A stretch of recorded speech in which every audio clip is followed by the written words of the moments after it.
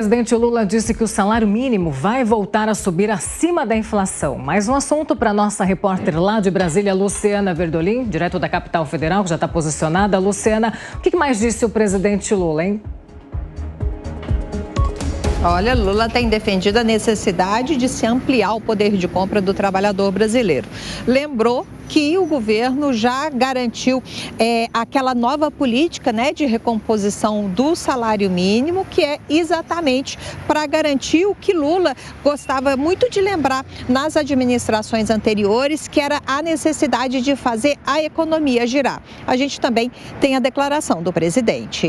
Nós vamos voltar a criar emprego nesse país.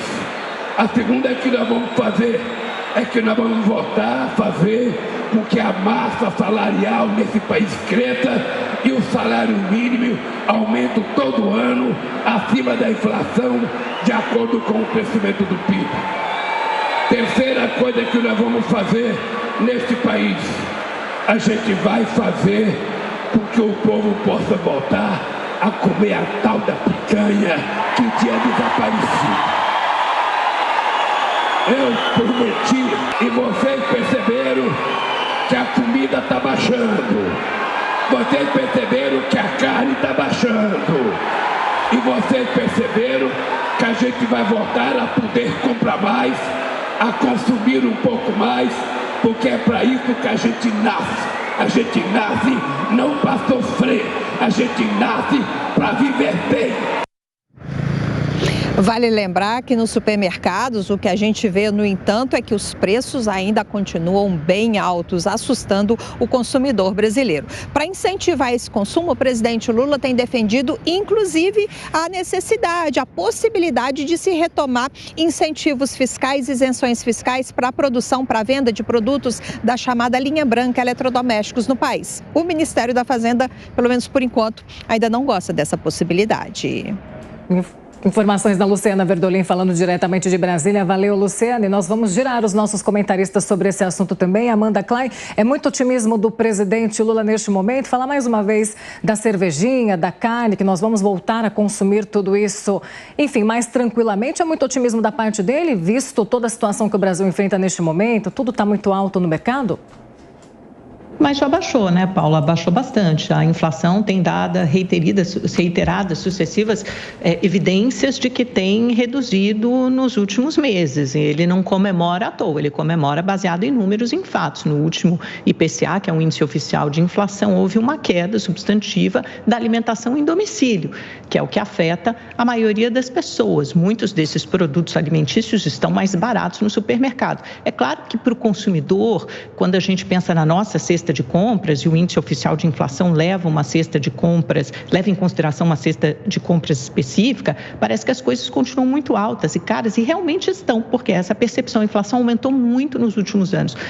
Agora ela está aumentando com menos força, em alguns casos houve até uma queda, é isso que ele comemora. E aí ele junta isso ao aumento do salário mínimo, ao aumento real. Por quê? Porque essa sempre foi a política defendida e colocada em prática pelo PT, um aumento acima da inflação anualmente, havia uma regra estabelecida em lei para isso e foi descontinuada. Ao longo dos últimos 4 anos do governo Bolsonaro, não houve aumento real acima da inflação do salário mínimo, até porque isso tem um impacto nas contas públicas. Nesse ano, é estimado mais ou menos em 7 bilhões de reais. E esse ano, pela primeira vez, houve de novo um aumento acima da inflação, de 3%, quase 3%. Lógico que é pouca coisa ainda, mas no bolso trabalhador esse ganho sempre tem um impacto. Agora, resta saber, é lógico, qual será a política estabelecida ao longo dos próximos anos do governo Lula e se isso vai se traduzir, de fato, em aumento de poder de compra do trabalhador.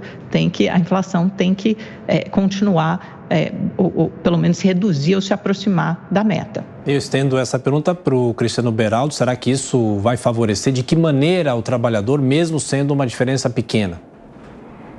Tiago, o presidente Lula, ele busca sempre surfar a onda alheia. Ele vê um movimento que não tem relação direta com a ação dele, mas se deu certo, ele tenta trazer como um ganho. Ele fez isso na reforma tributária, ele faz isso com o preço dos alimentos. A gente tem a produção recorde, a safra recorde, que falávamos há pouco, da agricultura brasileira, e o governo atua para favorecer o MST, que é uma ameaça à produção agrícola. Da mesma forma, a gente tem o Lula olhando para o povo brasileiro e simplificando o que o povo brasileiro deseja na picanha e na cerveja. Ele acha que tudo se resume a isso, ele acha que o brasileiro tem que viver para isso, que isso é um sinal de uma família bem-sucedida. O brasileiro bem-sucedido, ele come picanha, bebe cerveja, viaja de avião. Essa cabeça do Lula é que não permite que o Brasil avance. Porque o que o brasileiro tem que querer é educação de qualidade. O que o brasileiro tem que querer é que os filhos possam ter uma vida do que ele próprio teve, uma vida melhor do que ele próprio teve. O brasileiro precisa querer que tenha na política gente decente, honesta, que não roube o dinheiro que a população brasileira paga em impostos. Mas Lula não está preocupado com isso. Ele esteve ali naquele evento de posse do novo presidente do Sindicato dos Metalúrgicos, sindicato que ele já foi presidente, para falar para uma torcida ignorante. O grande problema do Brasil é esse. A estratégia da esquerda é manter a ignorância para que essas palavras fáceis surtam o efeito político eleitoral necessário. Bom, agora a análise técnica da questão do salário mínimo. Alan Gani aqui nos estúdios, nosso comentarista de economia. Alan, bem-vindo, boa semana. Tecnicamente, é possível ter o salário mínimo acima da inflação? Isso tem um impacto de que maneira no bolso do trabalhador? Bom dia, Tiago. Bom dia a toda a nossa audiência. Há uma crença de que os salários na sociedade, o salário mínimo, ele é determinado na caneta. Basta aumentar, porque daí todo mundo vai ganhar mais, essas pessoas vão consumir mais, as empresas vão produzir mais. A lógica parece bastante tentadora e bastante bonita, só que não é assim que ocorre na prática. Na verdade, os salários eles são determinados por um equilíbrio entre oferta dos trabalhadores, ofertando mão de obra, e demanda das empresas. E é lógico que a demanda por mão de obra das empresas, ela se torna maior quando há mais crescimento econômico. Aumentando a demanda, o nível de salários aumenta também. O nível de salários também é determinado pela produtividade dos colaboradores, dos funcionários das empresas. E isso não é determinado na caneta. Então, quando se dá um aumento do salário mínimo artificial acima do que a economia consegue absorver, você pode ter dois efeitos. Primeiro efeito, impacto nas contas públicas, Tiago. Por quê?